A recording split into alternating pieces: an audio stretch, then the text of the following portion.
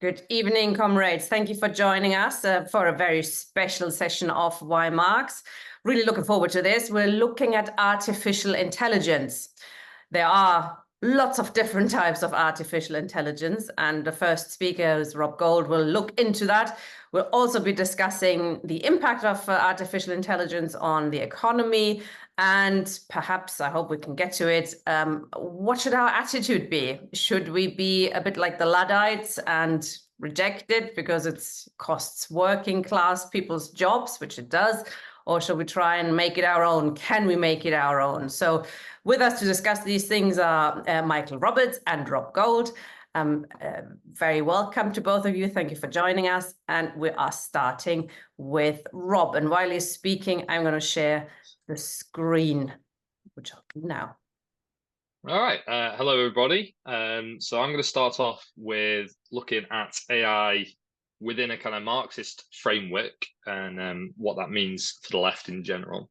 The topic really landed on my feet. I just came across, I was on YouTube and I just came across a video titled "The AI Revolution is Rotten to the Core." It was actually a very interesting video. I've included a link in the presentation. I'd recommend going and checking it out. It's quite abstract. It was made using kind of modern internet, memes and current, but it really exposed the way that AI has been created, and that really set me off thinking about it in relation to general exploitation within capitalism and what that really means for the future. So can't really claim real originality for any of the ideas I present here. It's all built on the kind of back of readings. However, I think I'm in a position to observe both AI and Marxism and kind of try and synthesize the two. So let's move on, Tina. That'd be great. So the sections of discussion I'm going to be looking at are, firstly, I'm going to kind of outline exactly what AI is. I'm not sure how familiar a lot of the audience is, so I thought it'd be good to start with that. And then I've got AI and Marx's concept of value. I've got a section on the fragment of the machine from the Grundrisse. Fragment on machines from the Grundrisse. It's very interesting. So, pages 690 to 780 in the Grundrisse. It's very interesting and can be refuted, but we'll get into that. And then we're going to look at AI and labor relations and some conclusions about what it means for the left in general. All right, you move on, Tina. That'd be great. So what exactly is AI? This is an approximate summation. I'm not going to bore you with loads and loads of technical jargon, but just give you an outline of what these models can do. So they are machines that deep learn and problem solve. What does deep learn mean? It means they kind of they can learn patterns, they can learn the way that language works, they can learn the ways that images move, they can approximate based on these patterns. The way they learn these sequences is through training data and algorithms that are designed to mimic human neural networks. So these really create the illusion of intelligence without being truly sentient. And AI is only as strong as its data set, the data set it's trained on. But these data sets are increasingly massive, and I mean massive. They are huge, huge things, these data sets that they're trained on. The architecture of AIs is really variable, and it can depend on the purposes that the AI is used for.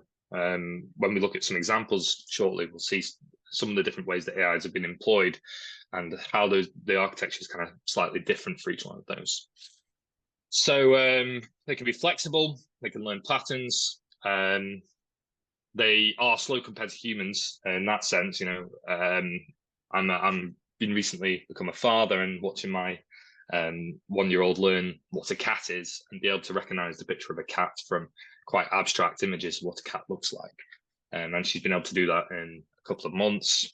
An AI would need thousands and thousands of data sets to recognize that cat pattern and be trained on it by a manual worker.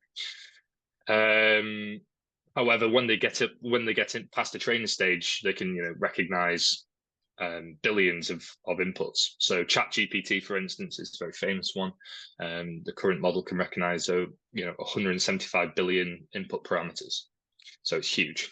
It's based on the training it's received and continuous user feedback. There's more to it than that. There's plenty out there to read up on this if you want to know more about how these AIs are constructed. So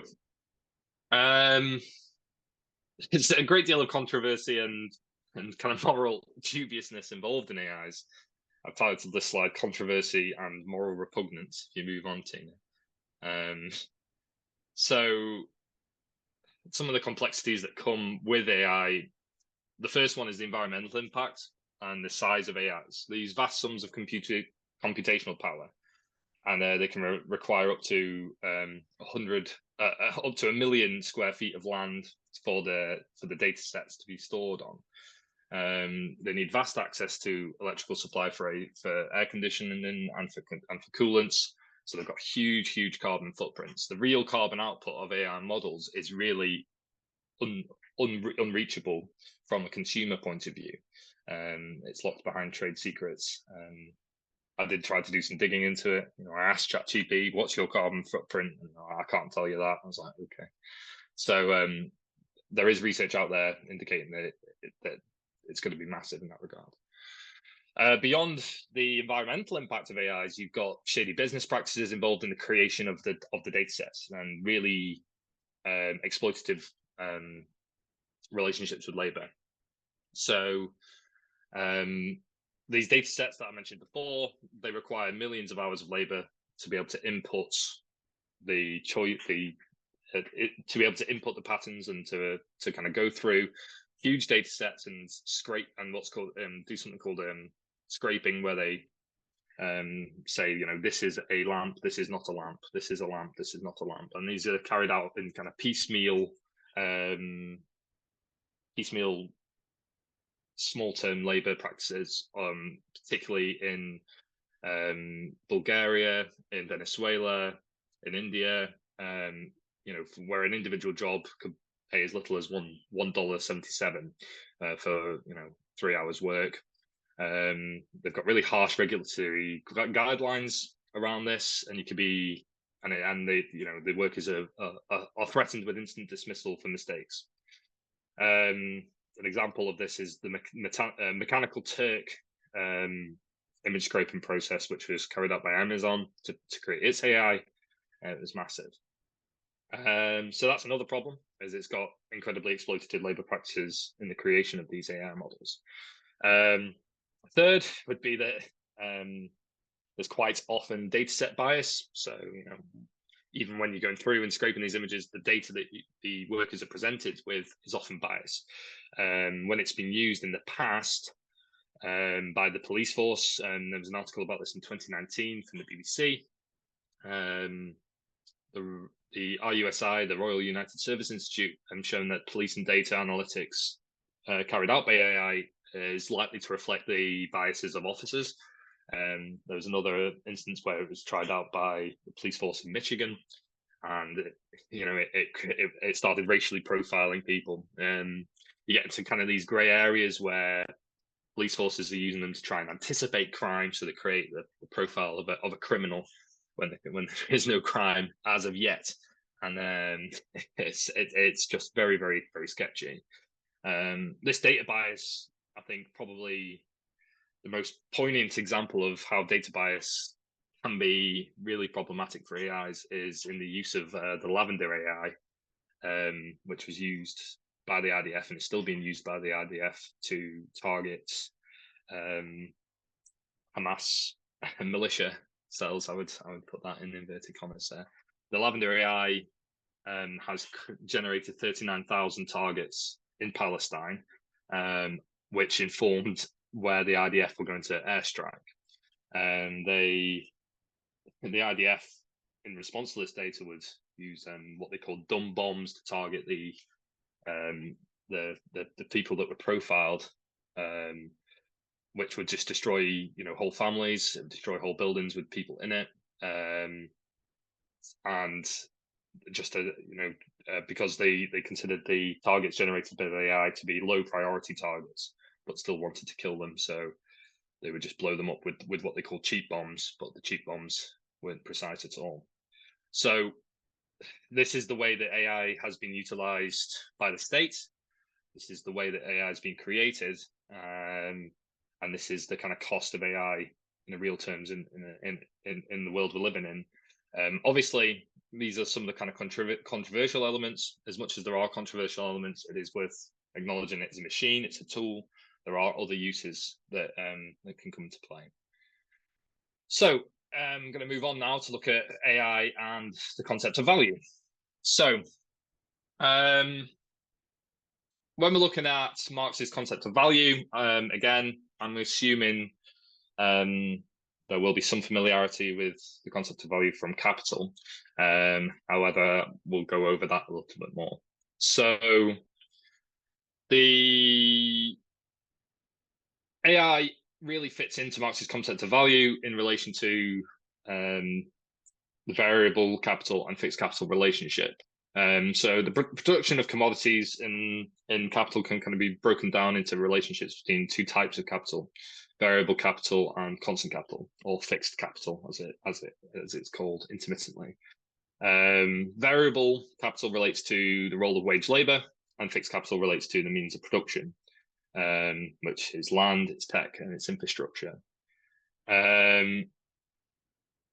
So the two combined produce commodities with a variable rate of value. This value produced in this production process is an exchange value in the capitalist mode of production.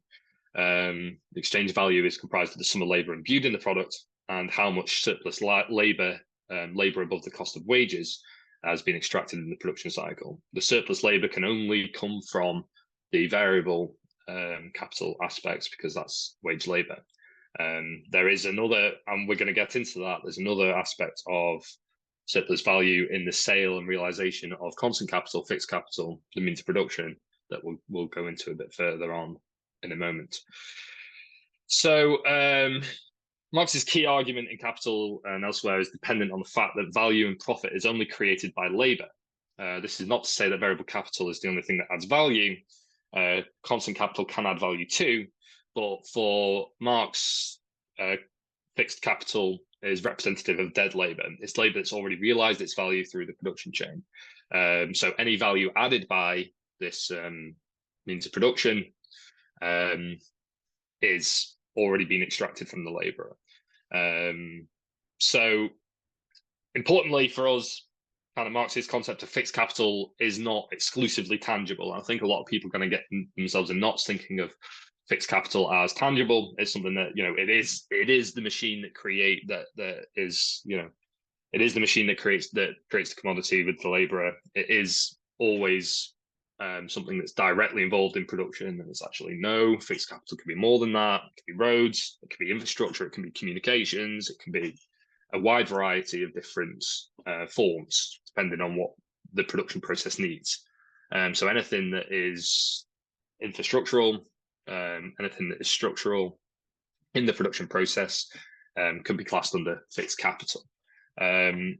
What's also interesting is that when Marx talks about fixed capital, is that he emphasizes in the Grundrisse, in the passage we're going to look at shortly, he emphasizes that fixed capital is only fixed capital as long as it's in the production process. When it's out with the production process, it's another commodity. It has its use values to the consumer, but when it's in the production process, it becomes fixed capital. So I might have completely bodged that. I'm sure there's learned Marxist ears here that are going to be able to correct that if there is any issues there. But I'm hoping you come in the comments. So why is that important in relation to AI is what I'm going to bring it back to. AI clearly kind of fits into the value relation as fixed capital. We have the idea that AI could be generative, it could create things, you know, but we're not at that point yet with AI. It's not sentient. It can't be classed as value producing in its own right. It still relies on these dead labor data sets. It still relies on all these things. So it is a tool that can be used to amplify labor of individuals. That's where AI is. So it really fits with this fixed capital concept. It cannot independently operate, and it reduces necessary labour time to a minimum, which is important because reducing necessary labour time allows you to increase surplus value extraction, at least in the short term. There's a contradiction there that we'll come to more thoroughly in a moment. This is particularly relevant in reducing necessary labour time in the 21st century. A lot of businesses are data handling businesses. We've got a lot of services in the Western economies. So many jobs could be affected by AI in this aspect.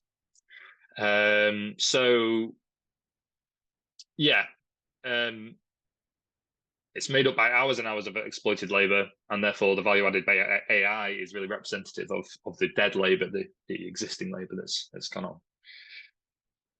So moving on, Tina, finally. I'll try and speed up a little bit. I know I've kind of got a lot to get through. So I've got some quotes from the Grundrisse here. The Grundrisse, I think it's worth outlining a little bit more about the text. I'm sure we've referenced it before in the group, but I'll just go over it in case anybody wasn't in previous meetings. The Grundrisse is written before Capital. It's the notebooks that kind of were involved in the formulation of Das Kapital. And such, that many people would say that the writings in the Grundrisse are the formulaic precursor to Capital. They are Marx's notebooks on the creation of Capital. And they include ideas that aren't fully threshed out in the 2 volumes that were published before his death. But then it could be argued that these aren't the finalized thoughts on some of these issues. So take the coming sections with a pinch of salt, I would say. But they are incredible in their foresight. So Marx, when he's writing, he's referencing the machinery of his own day, but already kind of sees the underlying drivers in technological innovation presented by the capitalist mode of production. So we've got quotes here. This first quote I'll read. "In no way does the machine appear as the individual worker's means of labour. Its distinguishing characteristic is not the least, as with the means of labour, to transmit workers' activity to the object. This activity, rather, is posited in such a way that it merely transmits the machine's work and the machine's action onto the raw material. The worker supervises it and guards it against interruptions." So here Marx is expanding on the kind of ideas of alienation that you can see consistent with Capital. And again, we can see this directly relating to AI. The AI is working itself. A big theme through this section of the Grundrisse is the idea of the kind of alien intellect of the technology that Marx talked about. Technology from his own day, that this is the genius of that is alien to the worker. The worker does not understand how the machine works, and yet uses this labor, uses this genius in the production process. So it's this alienating factor. It's another step of disassociation from the worker to the means of production, to the production of commodities. So there's another quote: "Development of the means of labour into machinery is not an accidental moment of Capital, but is rather the historical reshaping of the traditional inherited means of labour into a form adequate to Capital." I think this phrase "adequate to Capital" is vital throughout this section. He does refine this a little bit more in Capital. The accumulation of knowledge and of skill of the general productive forces of the social brain is thus absorbed into Capital as opposed to labour, and hence appears as an attribute of Capital, and no more specifically a fixed capital, insofar as it enters into the production process as a means of production proper.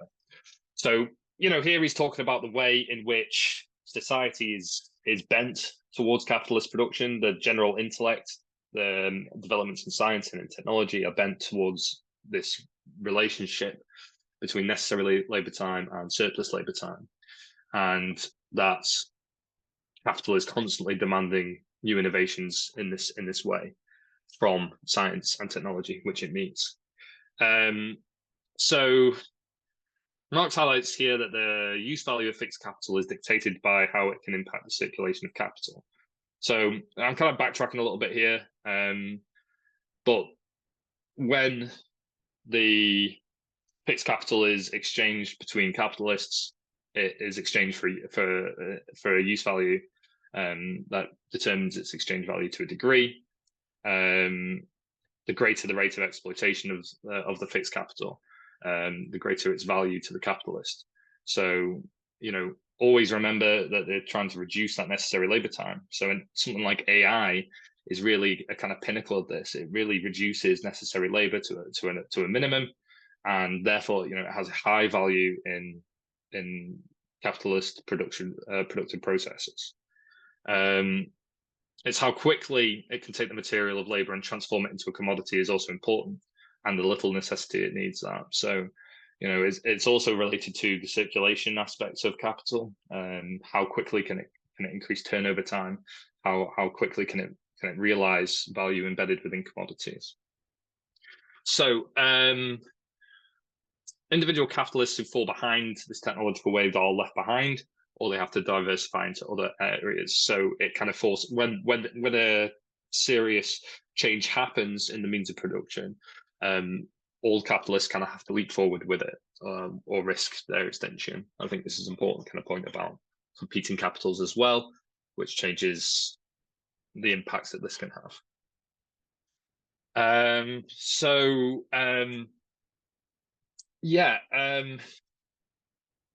The key thing to take from this, I think, is that it's this relationship that the worker has with the machine. It really saps the worker of skill and autonomy. We're going to see, I think, as Michael Roberts will expand on, a great deal of jobs that are going to be impacted by this. A lot of jobs that we now consider skilled will become less skilled, and the wages will follow, I would assume. So that's really my part on this section. If we move on to the next bit, Tina, which continues talking about the Grundrisse and capital. One before that, Tina, AI and labor relations. Here we are. Right. I'll be quick here, as quick as I can anyway. So for Marx, the development of fixed capital holds within it, it's a fundamental contradiction within the capitalist mode of production. It's a contradiction he resolves in capital, but it reduces necessary labor time to a minimum. However, it relies on that necessary labor time to be exploited to create surplus value. There's an element here of, this has the seeds for crises, because it's always reducing necessary labor time, which obviously leaves the worker superfluous, right? It leaves a lot of people in risk of losing jobs, and that has big societal ramifications. So as new developments in the means of production fundamentally alter the production process, commodities once requiring a great deal of labor are suddenly superfluous, and which at first leads to results in staggering gains in productivity, but eventually leads to profit decline as the reality of the necessary labor time kicks in. So as all companies start using AI, it becomes harder to realize that surplus value, and that creates that contradiction. In the Grundrisse, Marx kind of then goes on to say that, this is the conditions by which we can have socialism. This is the conditions by which we can have workers who can input a minimum amount of free time and then maximize a minimum of working time and then maximize the free time. However, there's always this need of capitalism to exploit and to suppress the working individual.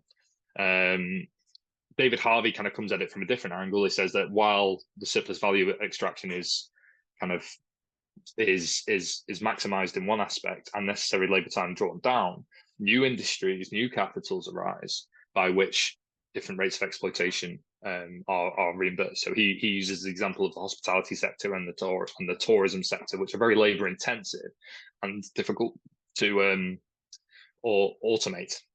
However, there are things going on in that regard.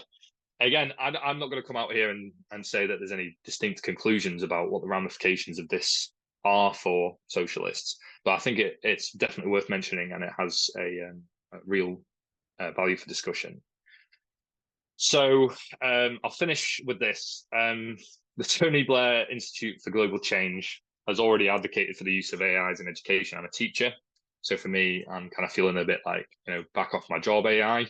But they're looking to reduce the public expenditure from teaching by 30% over 50 years using AI. And how is that going to happen without a real-term reduction in wages? I don't know. So government are thinking about this. The advisors to government are thinking about this. This is something that's going to be upon us very soon. I think as the left, we do have opportunities with AI too. with an AI model in the hands of the left, you could produce propaganda in every language in the world. You could really unify a lot of working class around the world. Labor surveys that were carried out by Marx and Engels, by Engels particularly, could be done with the right data set very, very quickly by an AI. And that gives us access to kind of data that we wouldn't have had before on working conditions, on the reality of working life. We could, the meetings and minutes could be reduced to nothing. So I'll finish with this next slide. This last slide is something I made with ChatGPT, which is I titled it. I asked ChatGPT to create an advert for communism aimed at Gen Z, and this is what it did. It's actually pretty good. It's not deep, but it also it was created in 30 seconds, which is impressive in itself. Not even 30 seconds, probably about 15. So it shows you some of the things that AI could potentially be used for if it was the right tool. However, could we have access to it? Is it too expensive for the left? Potentially. That's me. I'm going to finish up there. I hope to have some good questions and to have some good debates in the chat afterwards. Thanks. Brilliant. Thank you, Rob. It actually reads like more than one party program of existing lefties, which I presume it's what it does, isn't it? It takes what exists already and repackages it. Very interesting opening. Thank you very much, comrade. Michael, over to you. Well, I can't deliver a 30-second manifesto like ChatGPT did, so I'll take a little longer to discuss how I see artificial intelligence, AI, acting upon the world economy and therefore on the working class in particular. To do that, I shall now do my little sharing of the screen to get the right things right, make sure I get the right one. And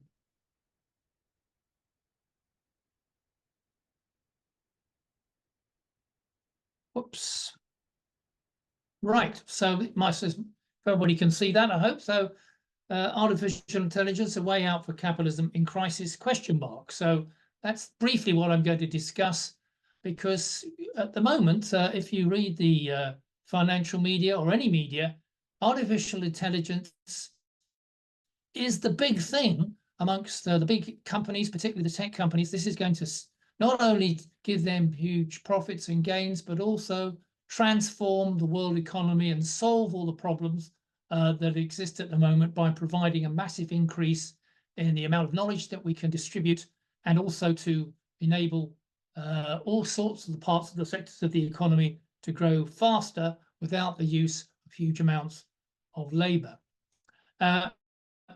And just to give an example, Goldman Sachs, who kicked off to being most excited about AI, Goldman Sachs, the investment bank, the biggest or perhaps the most notorious investment bank, reckoned that if AI technology lives up to its promise, it could do the work of up to 300 million full-time workers across the major economies if it's introduced and automates their jobs out of existence. Graph on the right shows you how that percentage of increase take place over a period of time towards it. So that lawyers, administrative staff are at the greatest risk, and also people like me, economists, would be made redundant. Not only did Rob do that for a left manifesto, I did it for all sorts of economics problems, and the economists are doing that, and they found that they can get a rough and ready result on what they want to know by using these AI machine learning machines. They calculate, Goldman Sachs, 2/3 of jobs in the US and Europe are now exposed to some degree of AI automation, and based on the data on the task typically performed in thousands of occupations. So the first thing to say is that the purpose of AI, as far as those who control it and are producing it, is to reduce the amount of human labor that they would have to use in order to deliver their products or their services into the market. And they see this as a tremendous development, that basically AI, which, as Rob has explained, is really a machine, a form of fixed capital, and all these versions of it would replace human labor, the variable capital that he was talking about, to the tune, according to Goldman Sachs, of up to 300 million full-time workers across the major economies. And as a result of that, Goldman Sachs says that these AI systems, such as ChatGPT, would spark a productivity boom across the major economies across the world and add raise annual global GDP by 7% over a decade. So instead of, if you like to think of this way, the total output of the world is at 100 at the beginning of the decade. At the end of the decade, say it's 120. It's gone up 20% in 10 years. Goldman Sachs, well, it won't be up 20%. It'll be up 27% because of the results of AI. And that makes, they would consider a big difference to the possibility of producing more in the same period of time with even less workers. And if investment in AI continues to grow at the same pace as we saw in software investment in the 1990s, then AI investment alone could produce and approach 1% of GDP on its own by the end of this decade, just the investment in this particular new form of machine learning. Is it overhyped? Well, a lot of people think it is.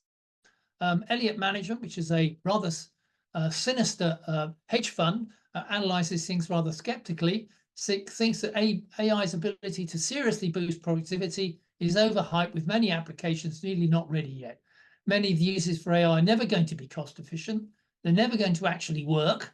They will take up too much energy and prove to be untrustworthy. They will give us wrong information, misinformation, which Rob has been talking about. These are just a few real uses, it said. It will come down to just summarizing notes of meetings, generating reports, and helping with community coding. Well, is that all it's going to do? If so, it's not really going to meet the targets of productivity boom that the Goldman Sachs claims.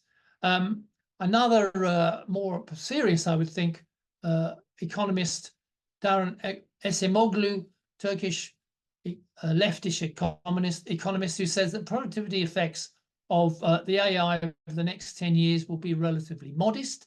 The highest gain he forecasts will just be a total of 0.6% rise in productivity, and that would be on an annual basis. So if productivity is growing by 2%, which is more or less what it is in the US, a bit less in Europe, then AI over 10 years might raise that to 2.6%. So it would add a bit more to productivity, but not a dramatic change that would really dramatically change the level of output and therefore increase the ability of the economies to grow at a faster rate with what we now have, falling population. So he thinks that the boost to GDP, for example, in the US would only be about 1% in total, depending on what happens over the next period. So small gains. Moreover, AI, by replacing labor in more productive knowledge investment intensive sectors, could actually fall not only in employment shares of those sectors and force down productivity growth. Let me explain. The graph on the right says that, say AI concentrates in already knowledge-intensive markets, services, communications, and so on, and these are listed down here, and that actually produces increased productivity there, but reduces the labor force. And the other areas therefore take a hit as a result of this process. So it can actually lower productivity if it's concentrated in just a few areas. Now, as I've just said, global growth is what is going to be affected by AI, but by how much? The skeptical forecast, which I've just presented, suggests maybe perhaps by 1% a year they could add. So if the current growth rate for global growth, as forecast by the World Bank for the rest of this decade, is only about 2.2% a year for all the economies, the IMF puts it a bit higher. But if we add the Goldman Sachs forecast in, we get about 3 or 3.5% a year for global real growth, which is not much higher than it was in the 2000s or 1990s, if that. So, and that doesn't account, a lot of this doesn't account for population growth, which is declining. So they would have to grow faster if there was output per person to increase at that level. So overall, we could say, yes, AI could lead by reduction in jobs, by increasing the output per hour per worker as a result of using these machines. It could increase the productivity of the workforce globally and in the major economies, but it may not increase it very much, not by such a large amount that you would think it would really transform the position for the major economies around the world. And there are big disadvantages, partially mentioned by Rob. First of all, AI is sucking up energy.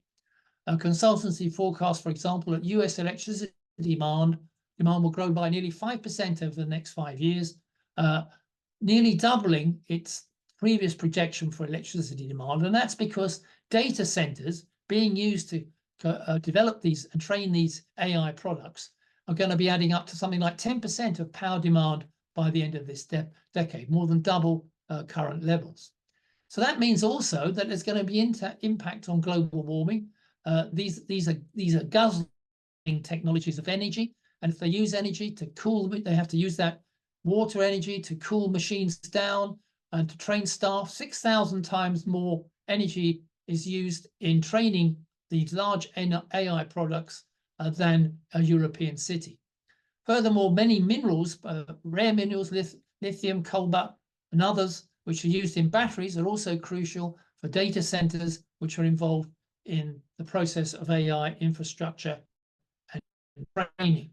So there's a tremendous pressure on resources now to go in this direction, and it's got to deliver something better than that without damaging the economy, not only the economy, but the climate in the future.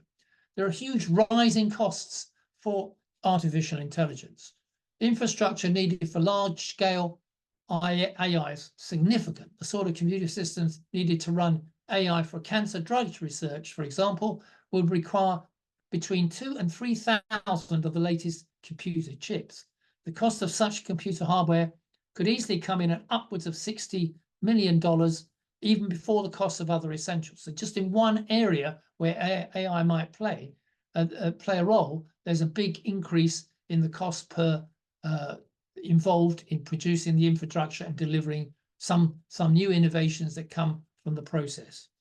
And that brings me to the question of, as in a way that Rob has mentioned, AI for profit, which is what the big companies, the tech companies, are hoping for, and AI for social need. If we remember the OpenAI, which was founded by a man called Sam Altman, his aim was to produce OpenAI. So we'd have AI, which everybody could use for their own benefit, ChatGPT 0.3 or 4 and so on, and that this would be for the world and not for any specific companies that would control it. Well, he soon dropped that position because the other founders of his company, OpenAI, found that he was actually organizing separate companies that would be profit-making and would control the gains that the developments that we were making AI in those. And they tried to remove him from OpenAI, but eventually he was able to re-establish his position within the company. And now with Microsoft coming in and basically owning OpenAI, Altman has become basically the representative of profit making for artificial intelligence. So AI under capitalism is not going to be innovation aiming to extend human knowledge and improve the general conditions of humanity and reduce the toil, reduce the hours of work, create conditions by which more machines can do drudge work, and we can concentrate on innovating and creative ideas. It's going to be innovation for making profits for capitalist innovators like Sam Altman. It's very interesting to note that only this last few weeks, the state of California is preparing a safety bill, which is directed at AI models that cost more than $100 million. So we have such models already to train. Roughly the amount required to train today's top models, 100 million. And the idea is that they want no models can come on the market and be used unless they meet certain safety conditions, that it's transparent, but they're not misrepresenting the knowledge. They're not creating conditions by which you can have dangerous processes being developed as a result of AI's out of control. They want some sort of regulatory safety control over AI. This has been strongly opposed by the top tech companies, as you can imagine.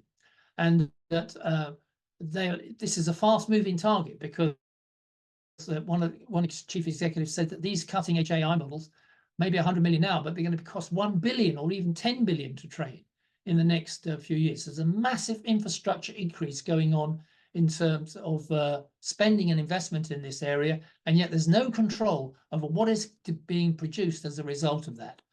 Dan Hendricks, who's the director of the Center for AI Safety in California, says that opponents want governments to give them a blank check to build and deploy whatever technologies they want, regardless of the risk or harm to society. Now, Rob raised the point that actually what we get is a contradiction within the development of a capitalist accumulation between investment in machinery and investment in human labor. Human labor, in Marxist theory, is the only part of labor or work, if you like, which is actually creating value, which a capitalist can then appropriate into the form of profit, control the commodities that produce, employ the workers there, and then use that to invest in further production and more profit, competing against each other. But the best way to reduce production costs, increase productivity, the cost per worker, is to find new machinery, innovative machinery which can replace workers. So AI is another form.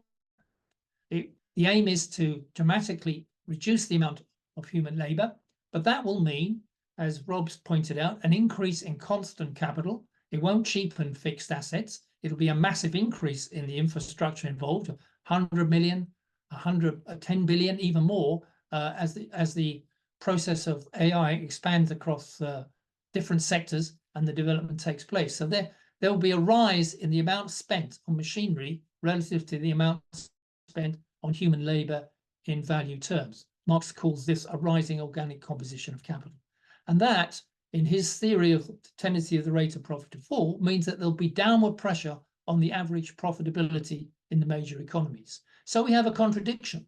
The aim of capitalists is to use AI to reduce the labor force and dramatically increase the profits they get out of it by investing more and more in AI and other constant capital.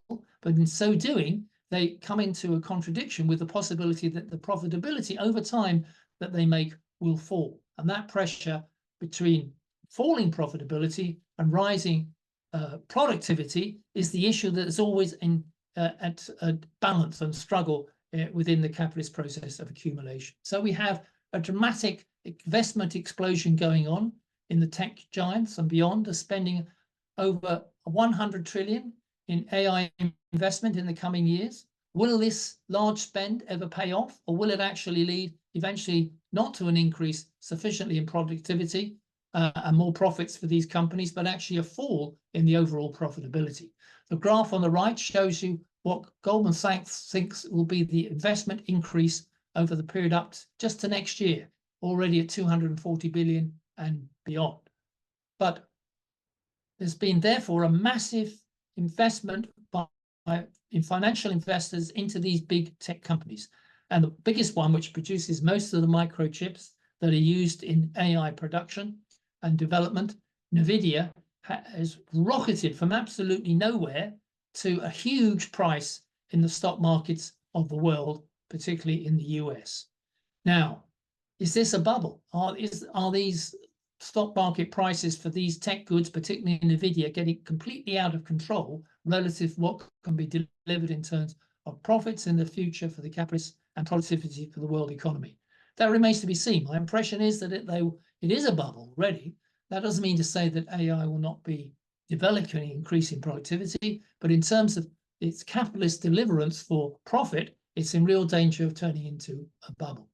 That's because the OECD has looked at the question of how long it will take AI to come into various sectors of the economy.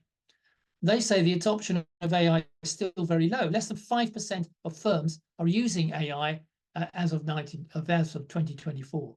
So if you put that into perspective of other previous technologies, like the invention of computers or electricity, that's generally taken over 20 years to be fully diffused across the economy. So if you look at this graph by the OECD on the left here, you can see they've got PCs, or if you like, or before I take electric power, it's down there at 1900, but it takes right up until 1919 before it gets over 50% of covering the whole economy, being used in the whole economy. In the case of PCs, computers, they started to come in 1984, and you can see they didn't reach the 50% level until right up until the end of the 20th century, around 2001. And now we have AI. That's currently in 2023, only 2% of the economy was using AI. In 2024, it's still under 5%, less than 5%. But if that same period of time takes that, we'd have to say that AI, if it's going to be a successful new innovation that spreads across the major economies of the world, it could still take 20, 25 years from here. So right up until 2050 before it becomes a major part of our lives and operate in that way. And yet the huge investment being put in by capitalist companies now, and the stock market prices rocketing, clearly is way above the likelihood of introducing these technologies over the period of time that will really have an effect on productivity in our lives. And so there's a risk that we will see a collapse financially of those companies and investors who are in AI, and a consolidation of the remaining ones, and a long period ahead before we can see any real serious macroeconomic gains.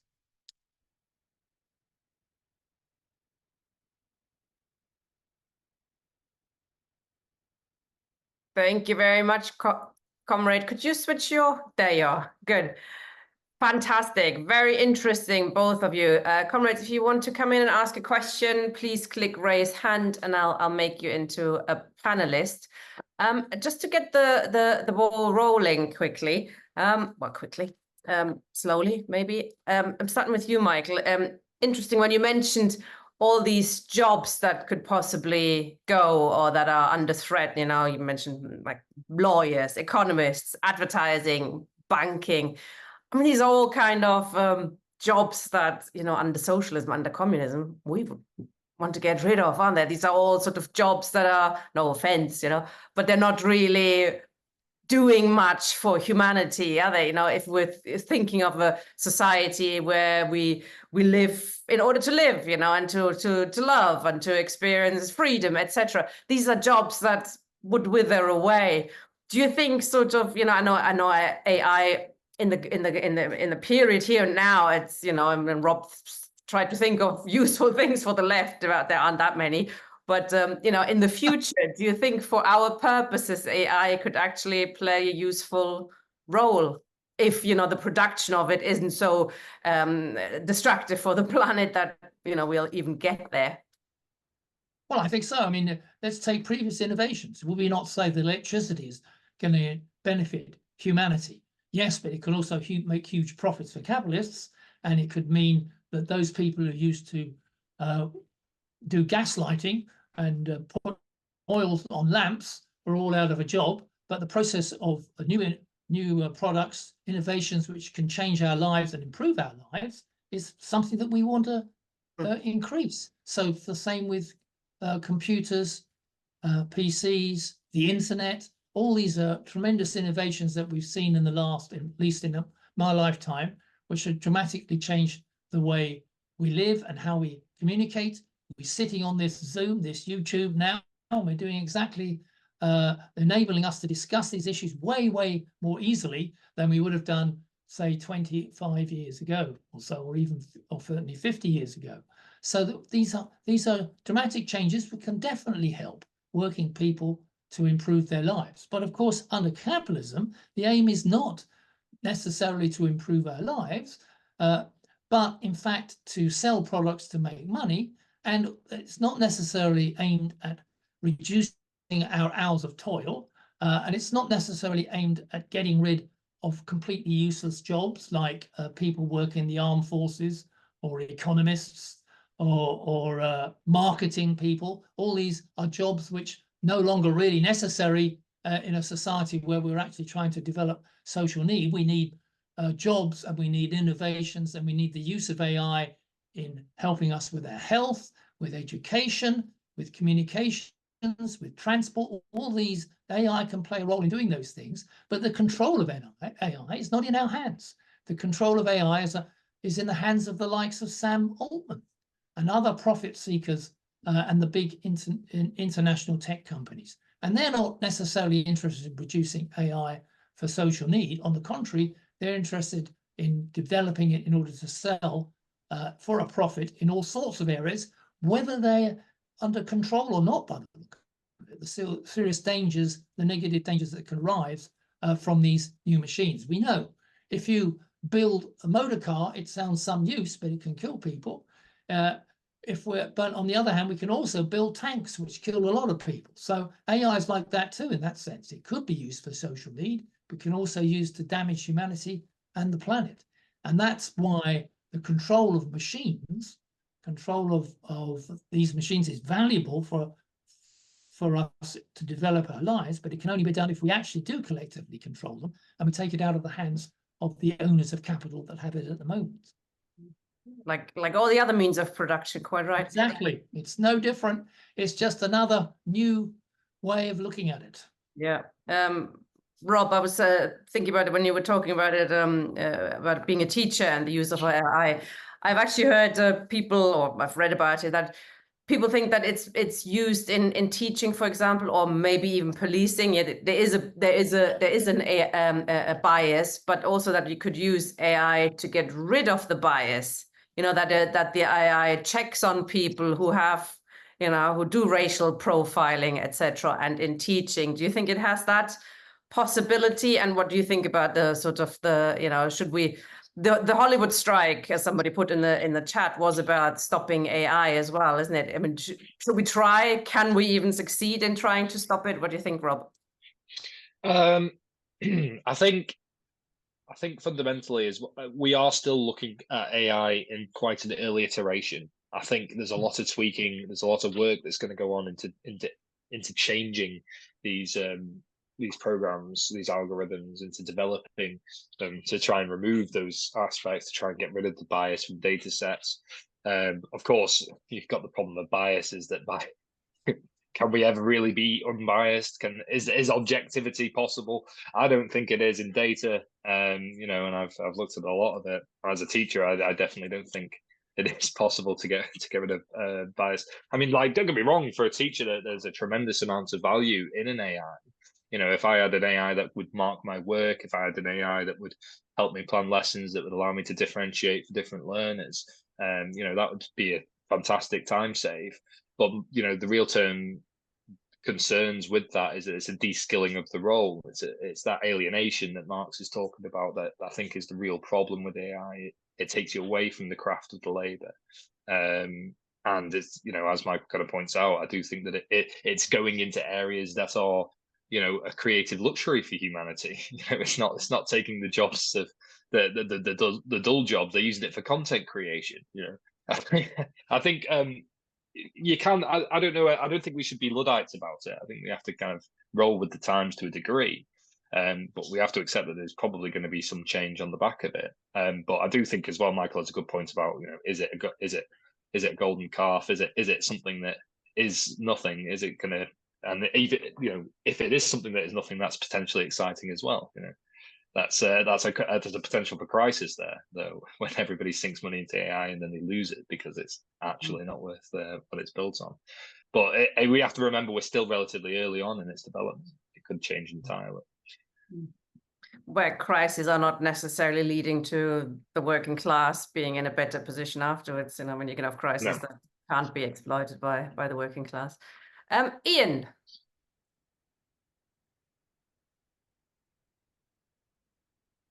Good evening, comrades. I'm a nurse by trade, and in a sense, I take your point about the analogy with electricity, and I can see this, and from my point of view, I'm actually quite optimistic about AI. If I did a postdoctoral research assistantship on the history of ultrasound. And if you look at ultrasound, when it first came out, it had to be a very technical business. It had to be operated effectively by experts. It had to be, it was big cumbersome machines and all the rest of it. And I've looked at the effect of it on the professions, occupational groups which were relatively privileged and guarded their privileges jealously. I think what we're seeing is in a sense, the proletarianization of professions anyway, at least in part due to all sorts of other technologies. So if we go back to my ultrasound example, whereas at one time it would be a consultant gynecologist or a consultant obstetrician doing ultrasound, healthcare assistants now do bladder scans routinely using ultrasound on the wards where I work. And all sorts of other examples like that, so that many of the jobs which were previously done by junior doctors are now being done by healthcare associates. And you can't take that away from what I think is the process of proletarianization taking place within medicine, and we've seen it expressed in economistic terms, at least by doctors going on strike and so on. Why I'm more optimistic about it is the way in which it has the potential to hugely speed up the research process. So for the development, for example, of new medicines and vaccines. Of course, what that means is that'll be in the hands of big pharma. That'll be in the hands of the bourgeoisie, effectively. And so something which is potentially hugely liberating to humanity is then monopolized. And as we see already with drugs and the very long kind of copyright that they have on the production of new medicines. So what you end up with is huge costs associated, so that drugs and vaccines and things that people need are out of the reach of the poor. But potentially, at least, AI has the capacity to mean you could bring. I mean, look at the speed at which the COVID vaccine came in. Imagine that accelerated by 10 times. And that's what I find it hugely optimistic about it. But of course, it's the social relations that have to change. And without that, it'll be just used to enslave us all the more. The only other thing I can think of, and it's not just about the proletarianization of professions, but the extent to which it will accelerate that tendency of the rate of profit to fall and accelerate, in a sense, the crisis of capitalism. The important thing, I think, is for communists to be there to explain what's going on and to understand it, and rather than simply oppose it, say, we want to embrace this for the good of all humanity, and not just the big pharma or whoever else can take it over. That's all I want to say. Thank you. Thank you, Ian. Either of you want to say anything on that issue? Michael or Rob? Go on, Rob. Yeah, yeah. I think that was really well put, Ian. I think you have to really, you're right, kind of about the proletariatization. I can't even say it today. The de-skilling of labor. I think is a really good point. It's already happening, and that really just shows the tendency of capitalism to always be driving down that necessary labor, to be driving down that value of labor, to always be trying to alienate the worker and reduce the cost of necessary labor at all turns. And you're right to kind of point to the fact that the AI in the hands of the private institutions will be used against the public sector as a big weapon. It's going to be very expensive for the public sector. There's no two ways about it. Like everything else, every private sector contract seems to be just add another zero to the price that you would charge in the private sector when you're dealing with the public sector. So I think that if it's brought wholesale in it like that, it's going to be disastrous for public finances. Already more than it already is. But also, I think there is optimism, but there's also, if any serious work movement is formed, what's going to be used to profile us? How are we going to be found? The machine's going to be looking. It's going to be looking through your history on social media. It's going to be looking through every time you ticked consensual cookies box, and it's going to be finding anybody who's a potential threat to the system. So, in the hands of the state, it's a very powerful tool of oppression as well. How can we liberate it? How can we free it from these kind of hands? I think looking into shadow coding and creating kind of nefarious networks of personally constructed AIs is the way to go. However, the crossover between Marxists and computer coders, I don't think is as common as we might like. So maybe that's where we need to be looking for recruitment in the future. Thanks, Rob. Michael, did you want to say something? Well, I agree with Rob there, of course. I was just thinking, what as Ian was talking there, that you've got a situation here where it's very similar to what we've seen with the internet, for example, a huge expansion, which has created conditions for capitalism to really expand their industries using the web, using the internet connections, and for the military to operate all their weaponry that they're bombing various parts of the world at the moment using that. So it has a good and a bad side to it, as you can see. And in the case of working class people, we can communicate much better with social media. We can organize action in the streets within minutes through the internet and so on. On the other hand, as Rob just pointed out, the deep state has got us all tabbed, and no doubt this has all been recorded somewhere in some AI learning machine already for anybody who requires it in the security services. So it works both ways. And I think that what Ian said is also true, that it works both ways. It's a tremendous opportunity to expand, innovate, and use the productivity of labour force much more effectively to develop, reduce the work and toil of people. On the other hand, it can also be used not only to enslave people, but to operate in areas which are totally unnecessary and only could damage the planet. So the whole thing is up for grabs, just like it is with any other innovation that we've had over the last 150 years. There's nothing new in that sense. Perhaps the new part of it is that this is speeding up everything so much more dramatically. The internet has speeded up things. PCs speeded up things. Electricity speeded up things. Railways speeded up things. But now we're at the other end of the pace, where things are done in seconds and maybe even in milliseconds as we go forward to transform that. But one of the questions I noticed on chat, perhaps we could discuss, is what we mean by intelligence here, and what we mean by artificial. Rob developed it to some extent, but I think it's worth discussing. Are we moving with this form of machine learning to a level of intelligence which matches or surpasses human intelligence and replaces human intelligence? I know what my view is, but I'll leave it open for discussion if people want to think about it. You have to answer it later, though, okay? Yeah. I would like to hear it. Ken. Right, many thanks, Michael and Rob. The question I wanted to ask related to the use or development of AI globally.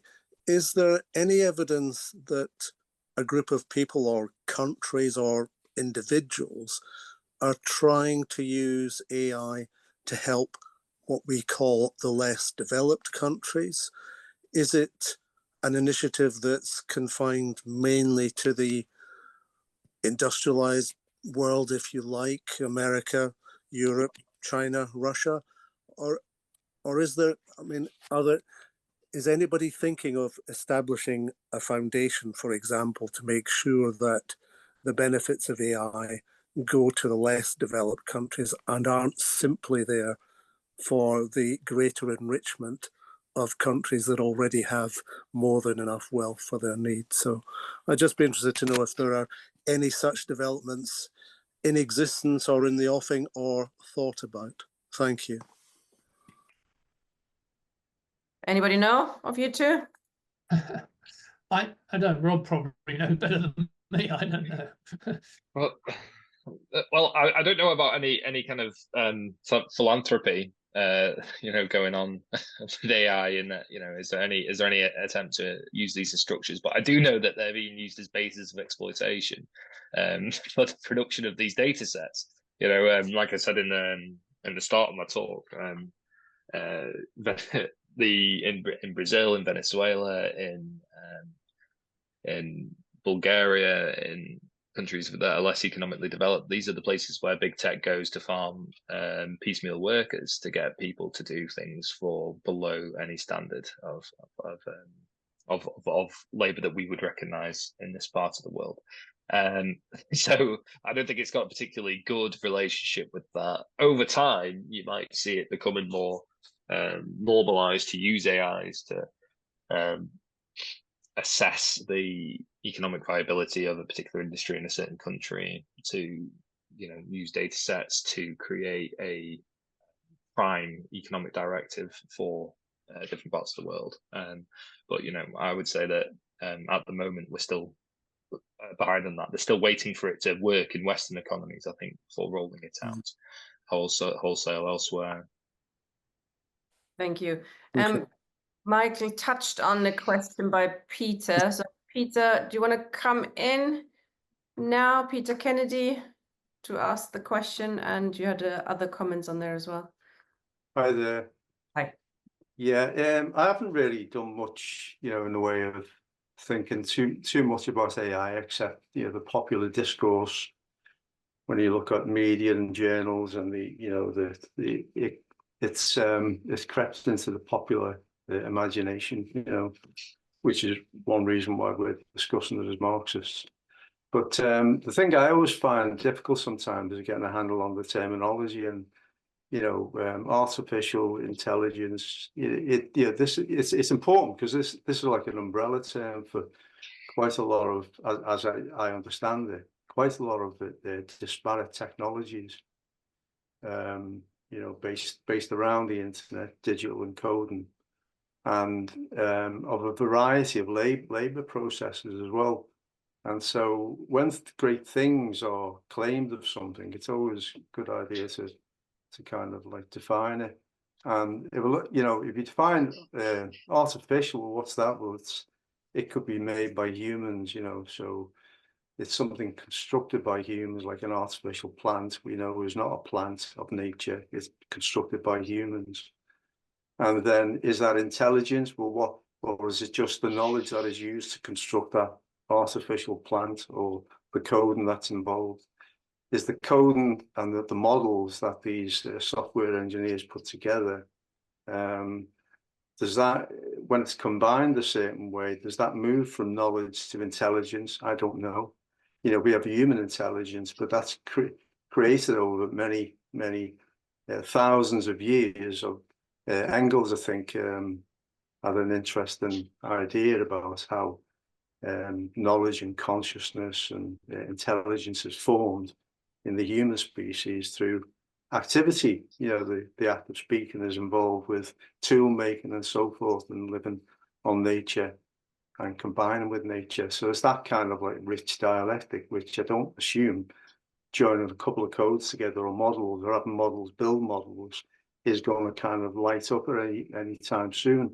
So, but I think the point is not to throw cold water on the advance of technologies, because why be a Marxist if you're going to do that? You might as well be a Luddite.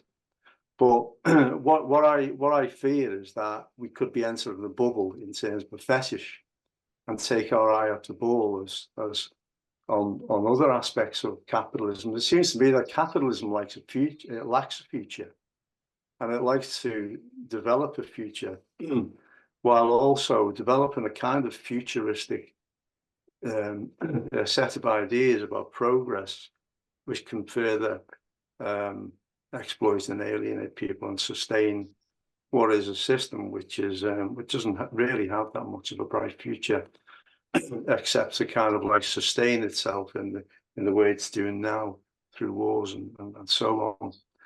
And I'm thinking, is this another like hyped up ideological message that we're receiving, just like the dot boom, which collapsed in a bubble, and the housing, the sub housing, because the logic of them is that invest in this and all will be well, because it keeps on making and generating profits, and the answer and the history is that it doesn't.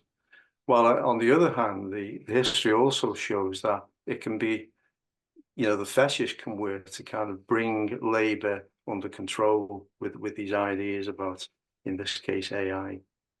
We see the role of the big play that was made in the 50s and 60s about automation. What automation was going to do and what it wasn't going to do.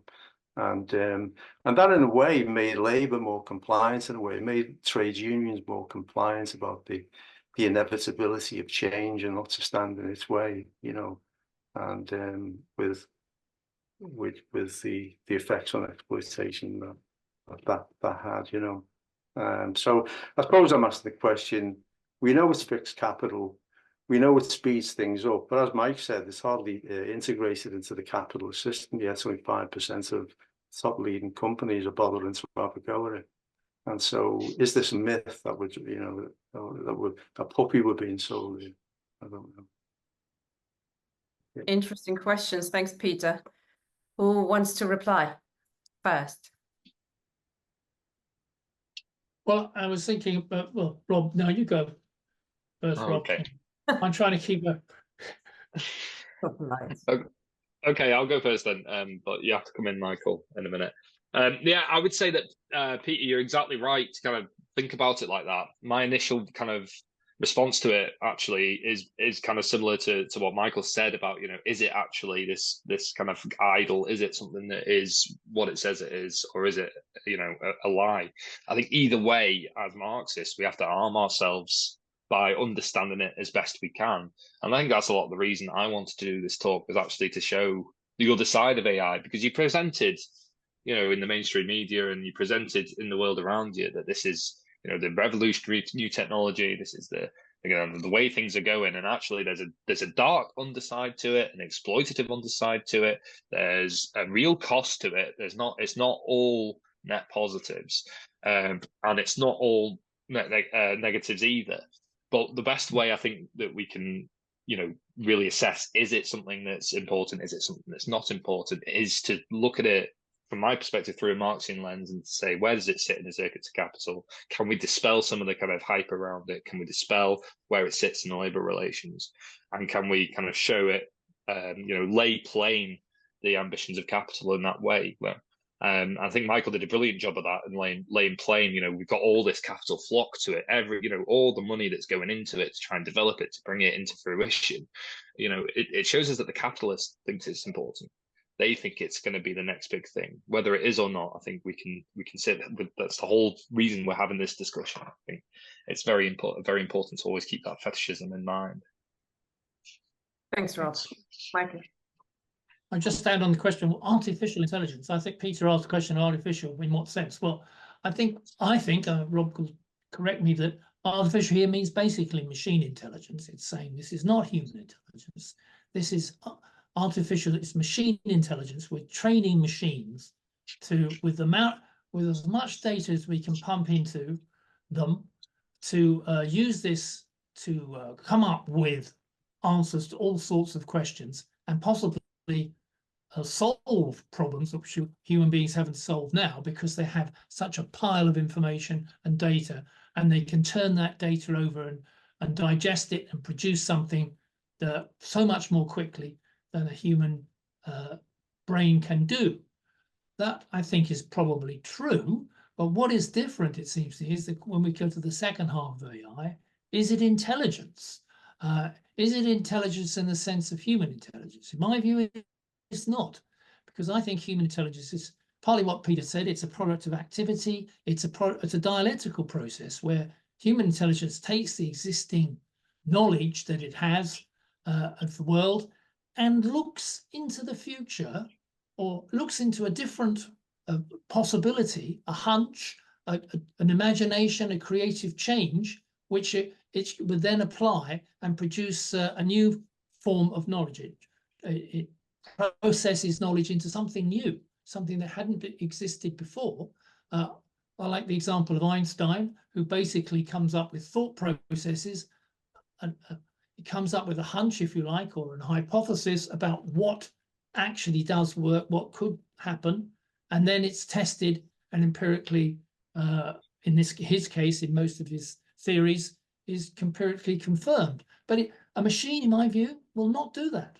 A machine will not take the creative leap dialectically to something new. What it will do is reassemble, regurgitate all the existing knowledge, produce it much more quickly, and perhaps solve many problems that human beings can't do, whether it's in medicine, whether it's in communications, whether it's in teaching, all those sorts of things. But it's not going to come up with new and creative ideas which don't exist at the moment. Is my view, human intelligence is the only form, because humans think dialectically, because we're organic beings in a social world that think dialectically. We're not machines.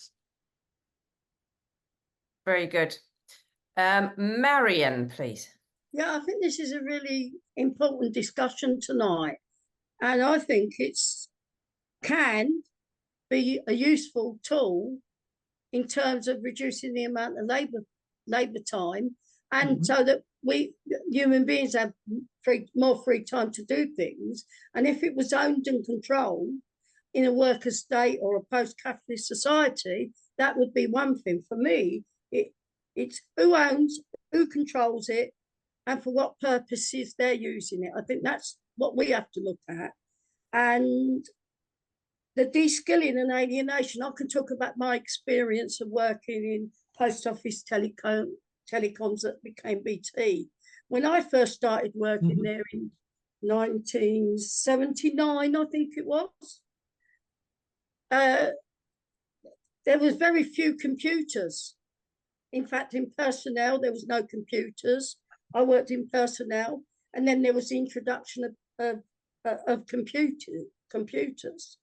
I then worked in sales, and then when I first worked in sales, there were no computers.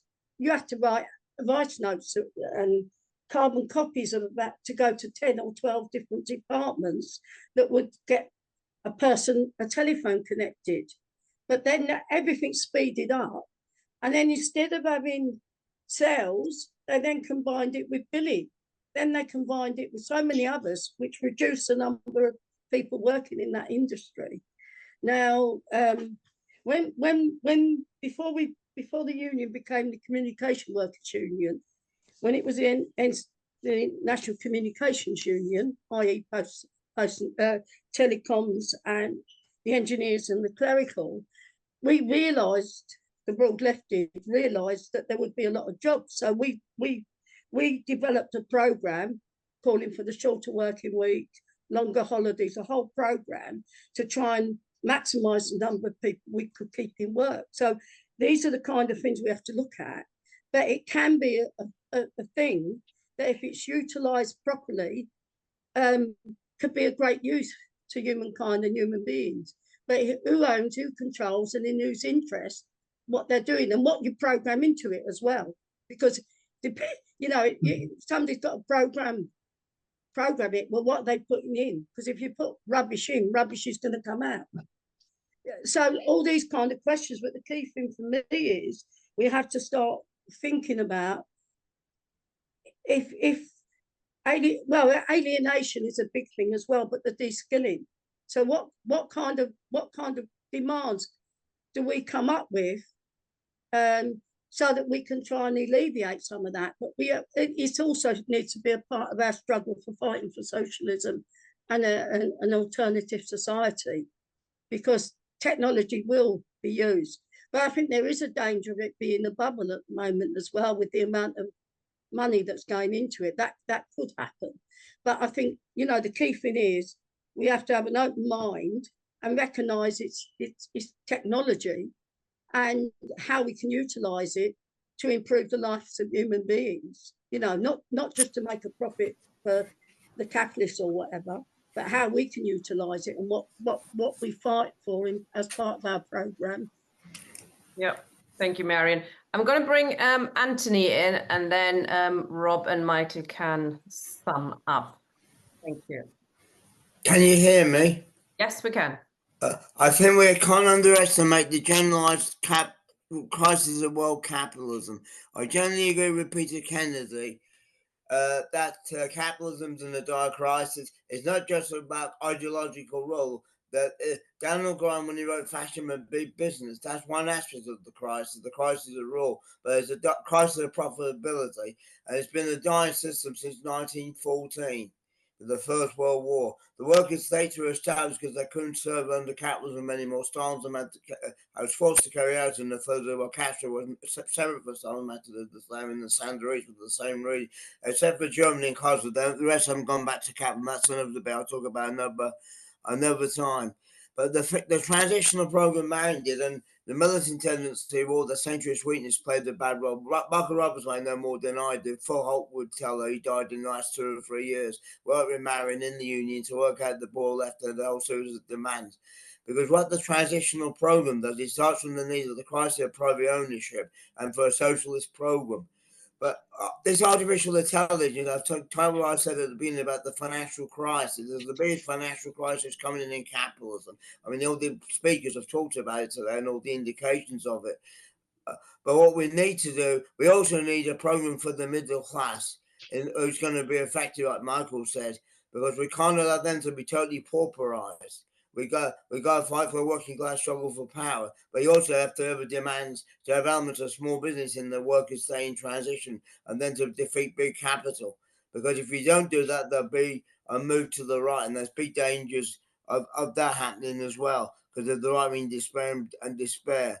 But I think the rise of the communism among the youth, which the RCP reflects partly, and that they've gone ultra left in a lot of respect, affects the move for a new society. It's going to come out of these new crises. But there's going to be, I mean, it could be bigger than 2008. All these companies, the mass could go down and everything.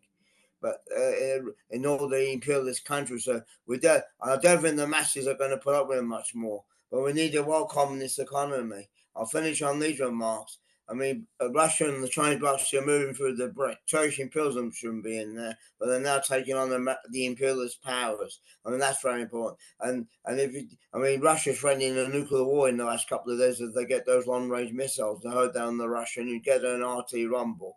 The capitalists are watching, but they don't want the masses watching, and that's getting dangerous. Then you got the environmental crisis, so you got an explosive cop clock.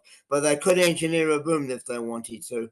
After the Second World War, major massive destruction of the productive forces. But don't be surprised. I mean, if there's an upheaval, they feel threatened.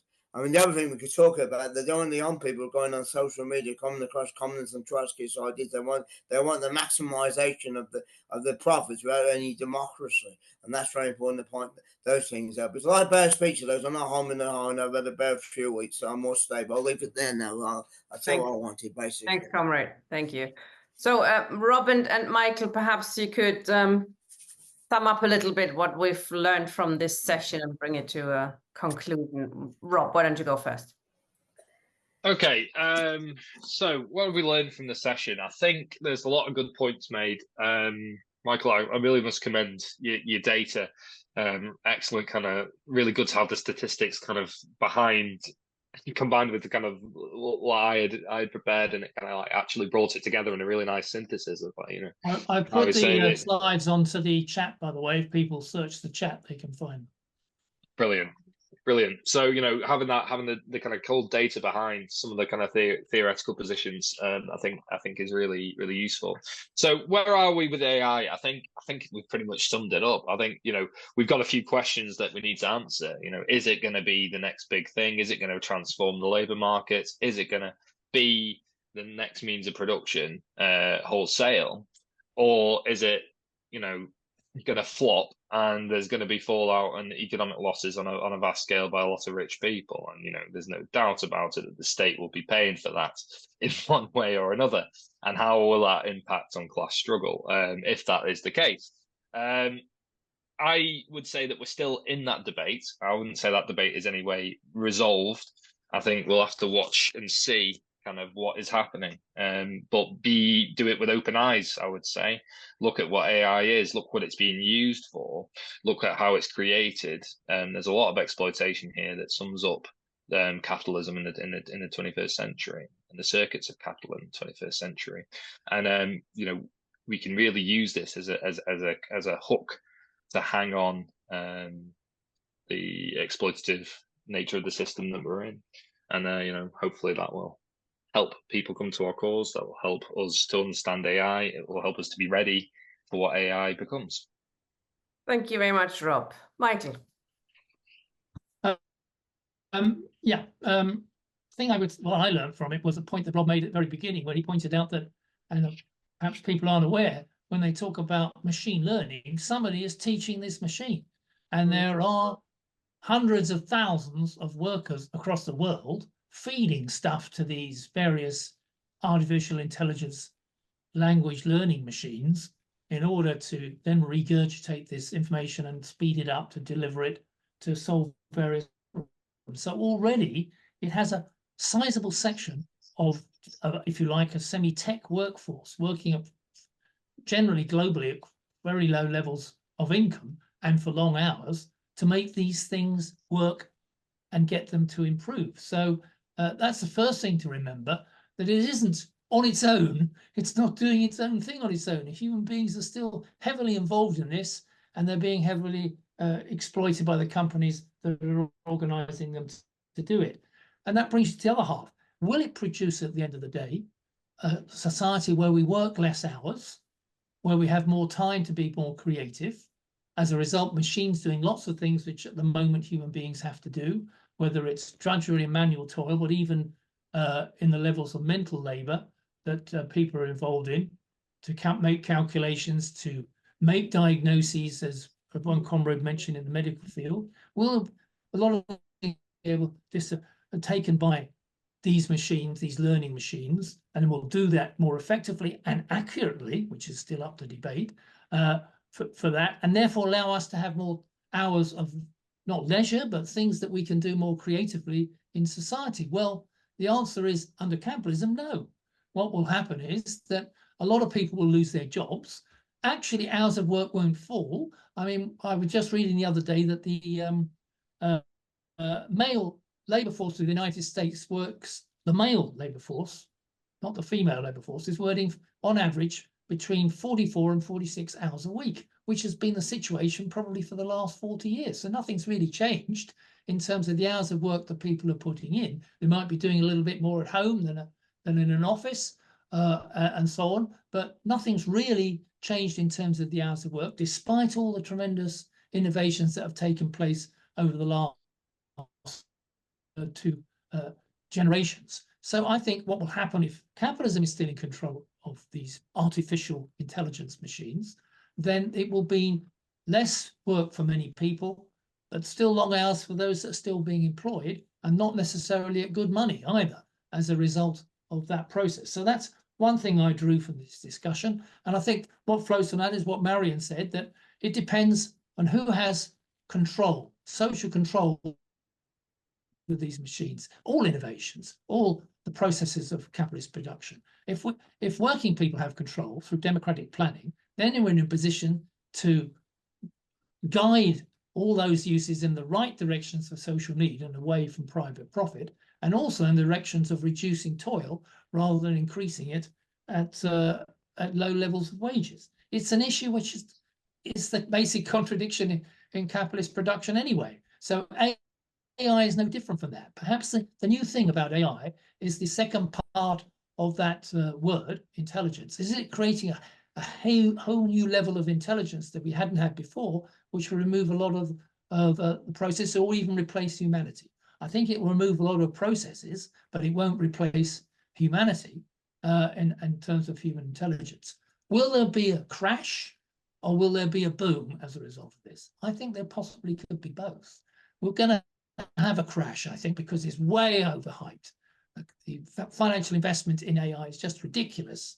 And the price of the stock market of the AI companies is ludicrously high compared to what they're delivering, less than 5% impact upon the world economy yet. That will change, however. So like the dot-com boom, bust, we had the bust, but then the internet did play a role in society. So we'll probably see a development of this helping towards raising the productivity of the world economy, but maybe not the world, only the most important major economies. And the global south will not really benefit from this very much, except to be used as the main labor force for making these machines learn. Absolutely, as often happens within capitalism. Thank you very much, both of you. Fantastic session. That was really good. Thank you, Rob, for suggesting it. It was your your proposal that made us think about it. Absolutely fantastic session. We'll get the slides to comrades who couldn't be here and put the video out as soon as possible. Comrades, next week, I'm pleased to say we're starting a new sub-series on imperialism, led by Ian Spencer and Matthew Jones, and in a period of raising tensions and imperialism going through yet another war being on the agenda. It's really important that we understand what's going on and how we can oppose it. So thank you very much, comrades, and we'll see you next week. Good night.